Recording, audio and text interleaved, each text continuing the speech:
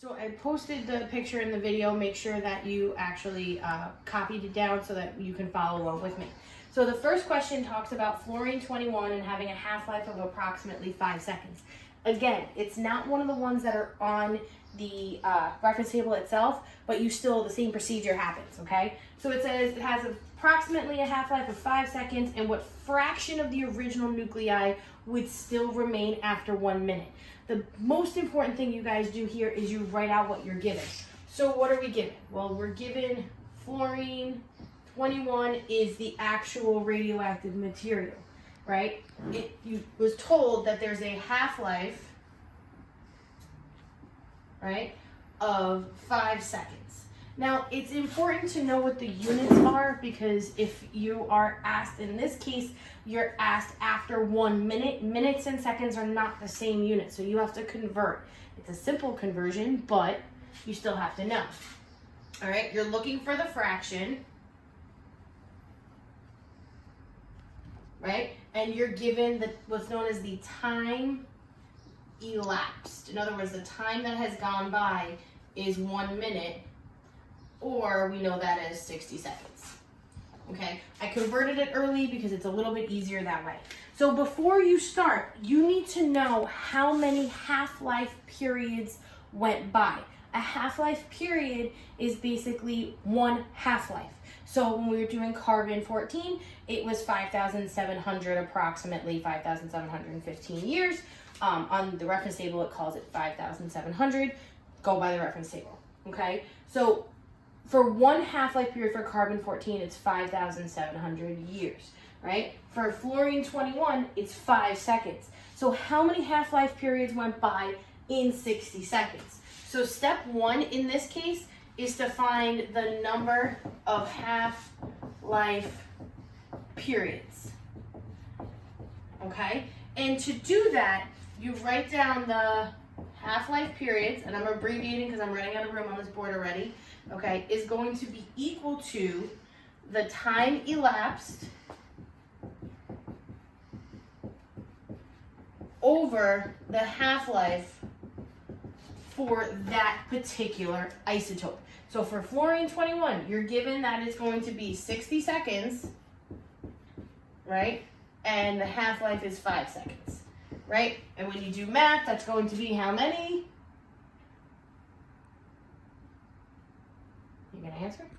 Oh, anyways, you're asking me. 12. Sorry. Okay, so how many is that? 12. Okay, so that's going to be 12 half-life periods that went by.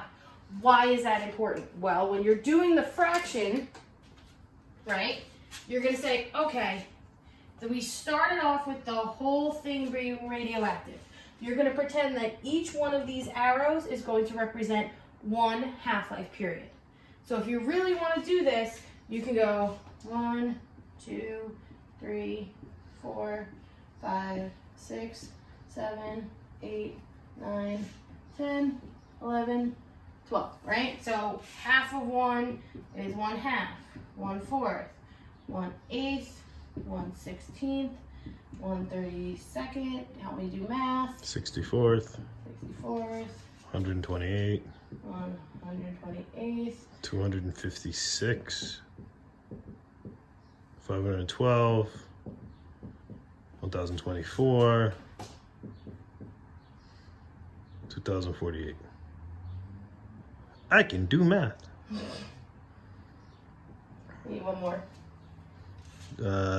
4,000, was it 48? 2048? Yeah. 4,096. Okay, so as you guys can see, it's a very, very, very, very, very small fraction. Okay, so that's one question that you can do. All right, you had to start off with finding how many half-life periods. You're either given that or you have to solve it.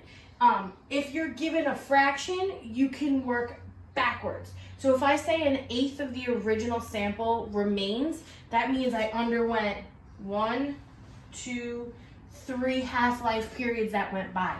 Your number one step is to figure out how many half-life periods went by before you do anything else, okay? So obviously with this example, it's a very, very, very, very, very small number that's so radioactive. if you're around for millions and millions and millions and millions and billions of years, carbon-14 may not be the best isotope to use. Remember I showed you the last slide that had all of the other radioactive material. You'd rather use, instead of carbon-14, you're going to want to use something that has a higher half-life. Why? Because more of it will be along.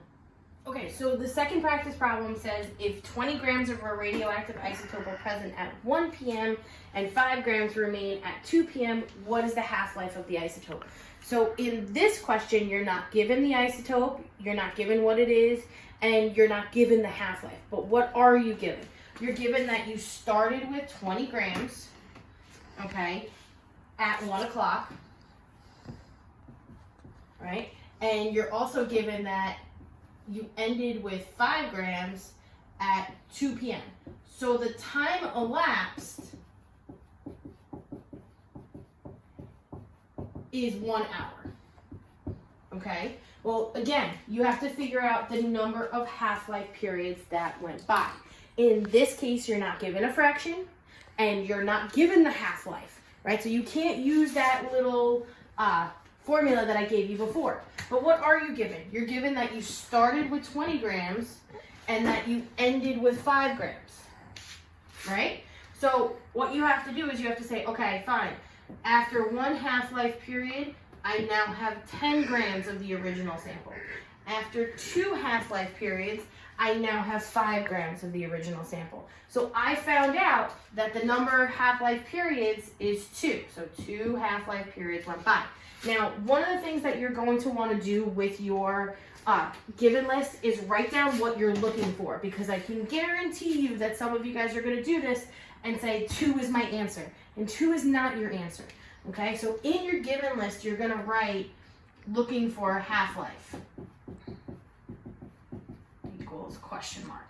Okay, it's just one of those tricks so that way you can see exactly what you were looking for.